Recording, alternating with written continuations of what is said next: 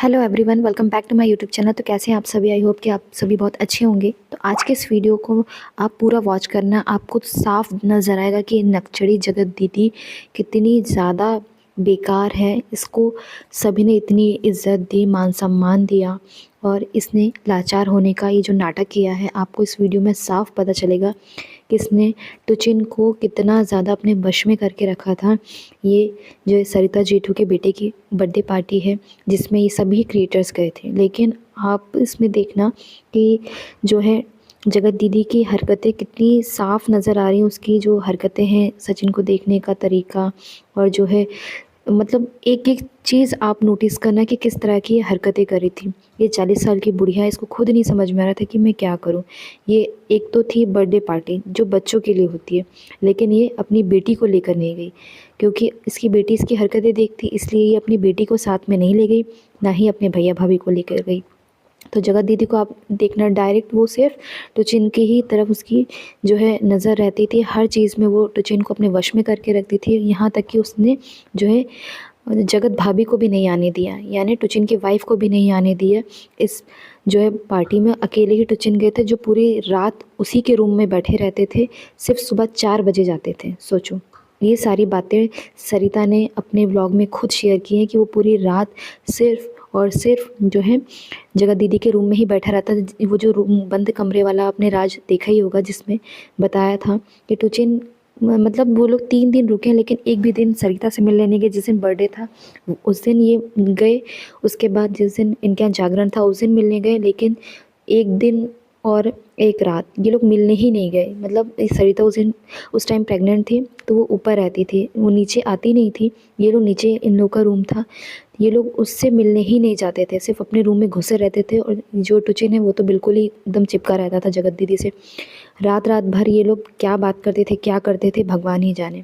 क्योंकि सुबह 4 बजे ये टुचिन उसका रूम छोड़कर जाता था अपने रूम में, जबकि टुचिन को अलग रूम मिला हुआ था। और सारी जो है क्रिएटर्स में गर्ल्स को अलग दिया था और बॉयज़ को अलग रूम दिया था सरिता जेठू ने, फिर भी ये इस तरह की नीच हरकत करती थी। 40 साल की बुढ़िया, इसको इतना नहीं अकल थी कि मेरे बारे में लोग कितना अच्छा सोचते हैं, मुझे कितना मान सम्मान देते हैं।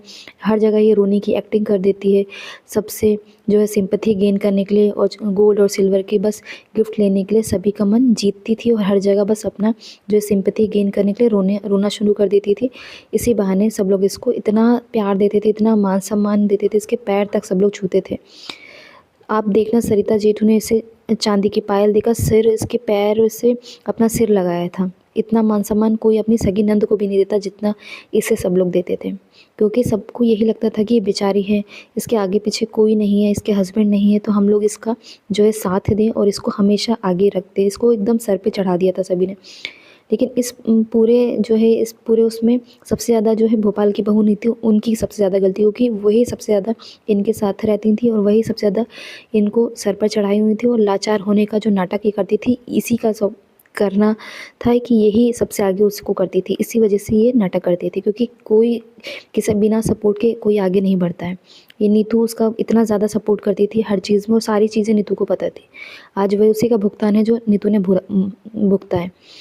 आप सभी देखना, ऐसा रोने का एक्टिंग कर देती है। तो आपको ये वीडियो कैसा लगा ज़रूर बताना, और इसकी हरकतें, इसकी निगाहें देखना, बिल्कुल टुचिन की तरफ ही, और कहीं उसकी निगाहें रहती ही नहीं। सारा हर चीज़ का इसका ब्यौरा इसी को चाहिए रहता है कि कौन क्या कर रहा है, कौन नहीं क्या कर रहा है।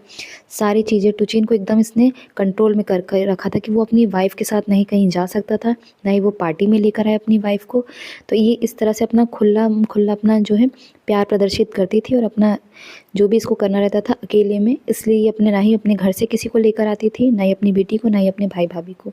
बस ये नीतू का साथ पकड़ती थी क्योंकि नीतू को सारी बातें पता थी, और उधर टुचिन अपनी वाइफ को लेकर आता नहीं था कहीं भी।